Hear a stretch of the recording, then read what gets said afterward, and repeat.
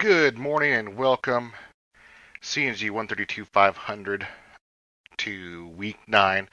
This week, remember that your counterparts from Larimer um, will be on spring break for this week, and just people from Westminster and Boulder will be posting.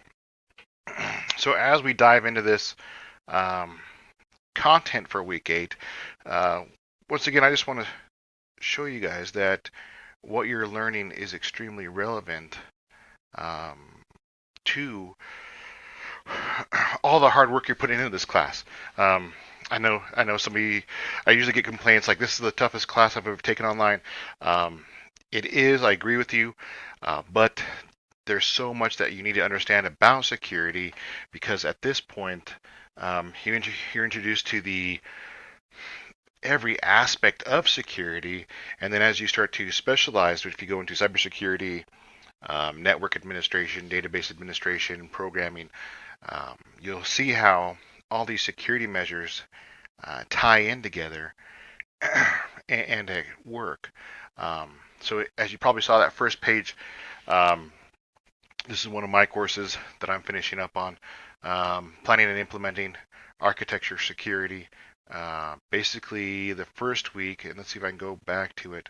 The first week was policy and procedures. You guys in, I believe, chapter 14 cover policy, security policies and procedures, and learn about EISP,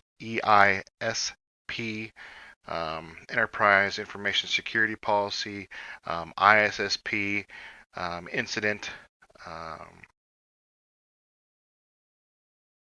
incident. I forgot what the other S means. Incident security policy, incident specific security policy, and then you look at like sys. I'm forgetting everything now. Maybe it's too early in the morning.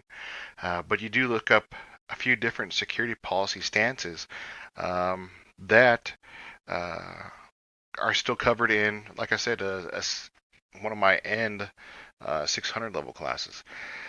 But like all your hard work that you put on, once again, rolling back to this class, all your hard work you're doing now, you'll see it tie into everything in the future.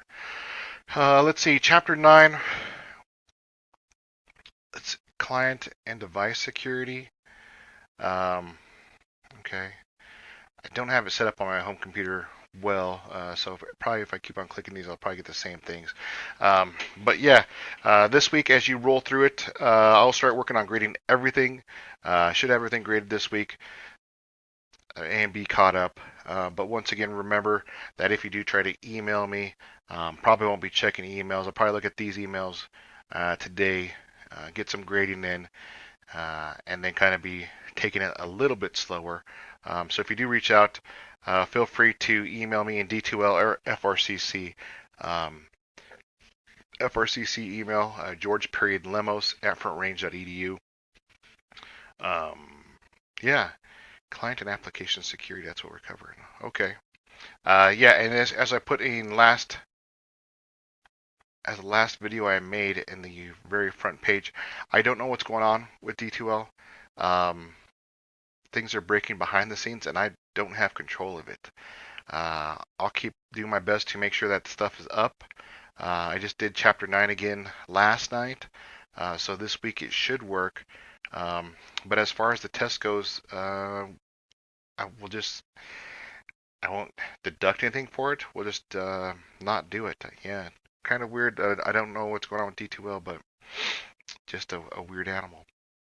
Um, for past posts, please look at these 3 websites. You'll actually use these to develop a security policy in the course. That is one of the outcomes that students must do. We'll take a look at this during chapter 14. So like our last weeks, you'll have an extra project to do, and that's to come up with a security policy for your own business that covers 2 topics. Topics I've seen are emails. Other topics are like a clean desk policy. Other topics was not bringing in electronic devices such as phones, cameras into the facility. And I think I'll wrap it up this week. You'll see maybe another couple check-in videos over the next 2 weeks, and that will just be covering Chapter 9.